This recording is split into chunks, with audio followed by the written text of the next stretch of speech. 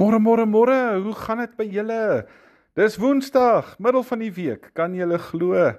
Die week snel so na sy einde toe. Is lekker om weer vanmôre saam met julle te wees en te kuier. Ek hoop julle het uitgerus en dat julle koffie drink en regmaak vir 'n nuwe dag.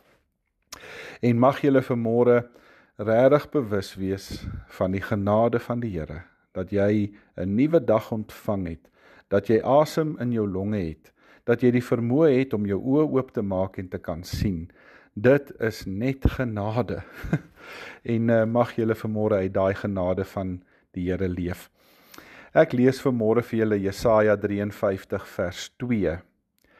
Die dienaar was soos 'n loot wat voor die Here uitspruit, soos 'n plant wat wortel skiet in die grond. Weet julle, daar's baie mense wat beweer God het eintlik maar 'n onvolmaakte skepping gemaak. Want in hierdie skepping is daar aardbewings en tornado's en droogtes en vloede en slange en skorpioene en spinnekoppe en kieme en siektes en lyding en dood en noem nou maar al hierdie verskriklike verknorsings wat ons het in hierdie lewe, nê. Maar weet julle, God het ook 'n volmaakte doel met al hierdie goed gehad. Ek meen tussen en binne in al hierdie onvolmaakhede het God die oplossing vir al hierdie onheilse goed vir ons weggesteek. Ek meen, ons moet dit net gaan ontdek. Daar is nou materiaal wat sement en staal maak, dat ek en jy 'n stewige huis kan bou. Dis nie uit die ruimte uitgepluk nie, dis in ons skepping ingebou. Ons as mens moes dit net gaan ontdek het, en net so is daar ook teenmiddels vir slangebyte en skorpioensteke. Daar is medisyne om allerhande siektes te genees, en waar kom dit vandaan? Dit kom uit God se natuur uit. Dit kom uit die perfektheid van die skepping uit.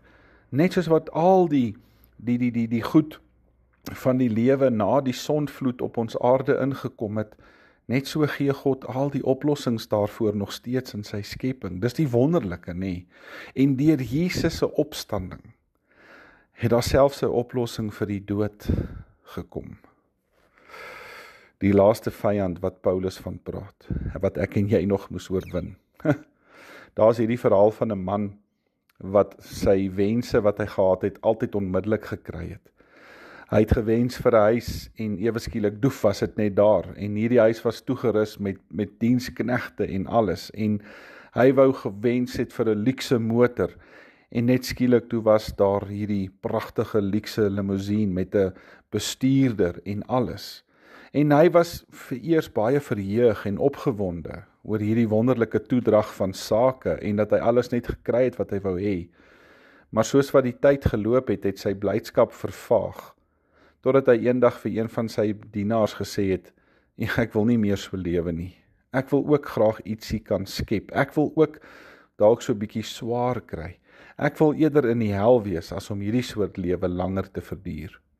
En toe sê die dienskneg vir hom, maar meneer, waar dink jy dan is jy? Ja, weet julle, selfs wanneer die omgewing waarin ons leef en werk baie keer maar vyandig gesind is teenoor ons geestelike groei, het die genadige God in sy voorsienigheid en liefde vir jou en my die hulpmiddels klaar gegee om onder enige omstandigheid en enige omgewing aan te hou groei. En dit is alles deur Jesus vir ons moontlik. Hy is die deur tot al die rykdom en al die genade van God, wat jou en my in staat stel om geestelik te kan groei. So mag ek en jy hoor dat dit God se wil is, dat ons sal groei, en dat ons sal ontdek wie hy is en wat hy vir ons gee. Mag julle hierdie dag so gaan leef. Kom ons bid. Hemelvader, U het vir ons al die middele voorsien wat ons nodig het om te kan groei.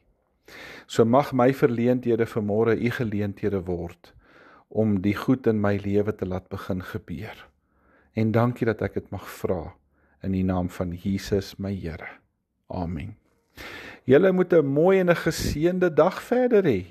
En môre sien ons mekaar weer. Ons praat dan. Totsiens.